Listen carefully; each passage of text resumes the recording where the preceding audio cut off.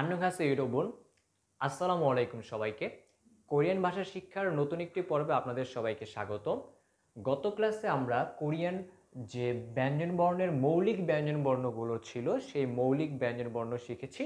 তো আজকে আমরা কোরিয়ান বর্ণমালার যে যৌগিক ব্যঞ্জনবর্ণ রয়েছে সেই যৌগিক ব্যঞ্জনবর্ণগুলো আজকে শিখব। তো কোরিয়ান ভাষাতে যৌগিক ব্যঞ্জনবর্ণ হচ্ছে মোট 5টি।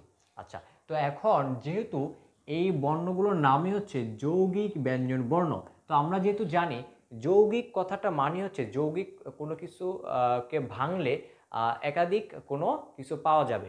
তো আসলে যৌগিক ব্যঞ্জন বর্ণ এটা নামকরণ করা হয়েছে কারণ কোরিয়ান ভাষাতে যে মৌলিক ব্যঞ্জন বর্ণ 14টি রয়েছে সেই 14টির থেকে 5টি বর্ণমালা 5টি মৌলিক ব্যঞ্জন বর্ণকে নিয়ে আমাদের হচ্ছে 5টি যৌগিক ব্যঞ্জন বর্ণ তৈরি করা হয়েছে।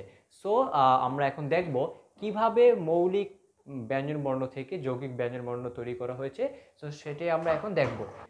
তো আমরা যেহেতু জানি যে মৌলিক ব্যঞ্জন বর্ণ থেকে যৌগিক ব্যঞ্জন বর্ণগুলো তৈরি হবে, এই যৌগিক ব্যঞ্জন বর্ণগুলো তৈরি করার পূর্বে আমরা যে মৌলিক ব্যঞ্জন বর্ণগুলো ছিল, তো এই মৌলিক ব্যঞ্জন বর্ণগুলো হচ্ছে মোট 14টির মধ্যে আমরা প্রথম 7টি বর্ণমালা এখানে লিখে রেখেছি।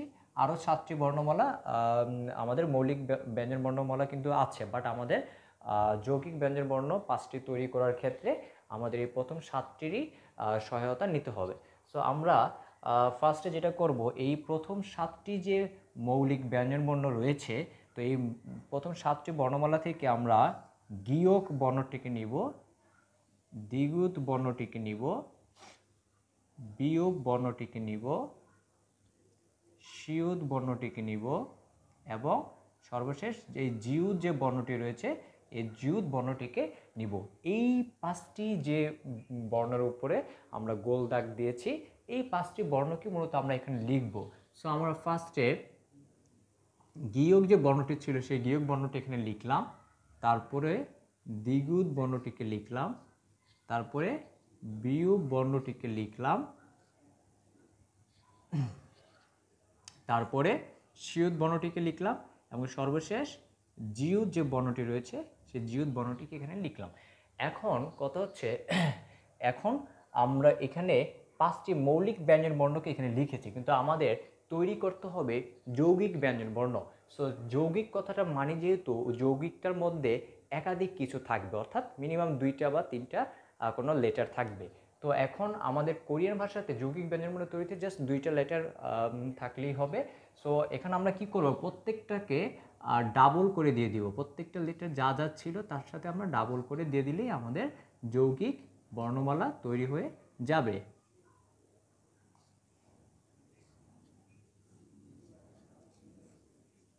ওকে, এই যে আমাদের প্রত্যেকটাতে ডাবল বা 2টি করে বর্ণ লেখার কারণে এখানে যৌগিক বর্ণমালা অলরেডি তৈরি হয়ে গিয়েছে। এখন এই বর্ণমালাগুলোর উচ্চারণটা কিভাবে করতে হবে, তো সেটা একটু আমরা দেখে নিই।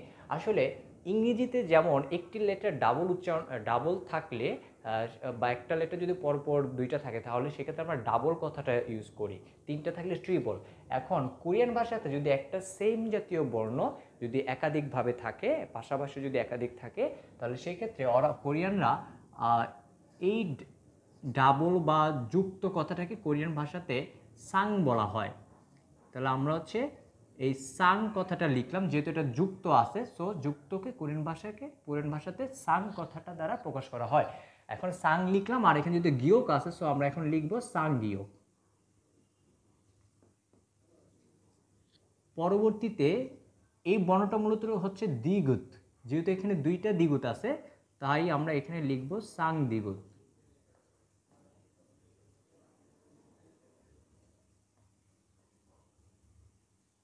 পরবর্তী বর্ণটা সাং বিয়োগ,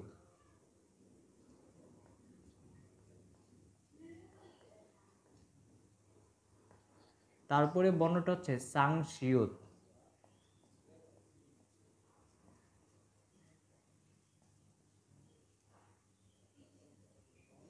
সাং শিয়ুত। সর্বশেষ বর্ণটি হচ্ছে সাং জিয়ুত।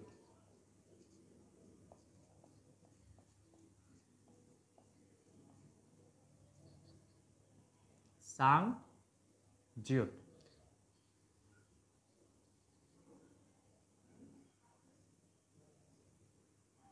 এই তো, তাহলে আমাদের এই হচ্ছে কোরিয়ান 5টি যৌগিক ব্যঞ্জন বর্ণ।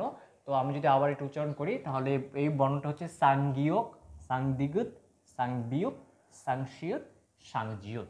এই হচ্ছে কোরিয়ান 5টি ব্যঞ্জন বর্ণমালা। তো আজকে আমরা কোরিয়ান 5টি ব্যঞ্জন বর্ণ শিখে ফেলেছি। তো আগামী পর্বে আমরা আর নতুন কোনো তথ্য নিয়ে বা নতুন কোনো পর্ব নিয়ে হাজির হব। তো সেই পর্যন্ত আশা রাখি সবাই ভালো থাকবেন। আজকের জন্য আল্লাহ হাফেজ, আন্নিয়ং।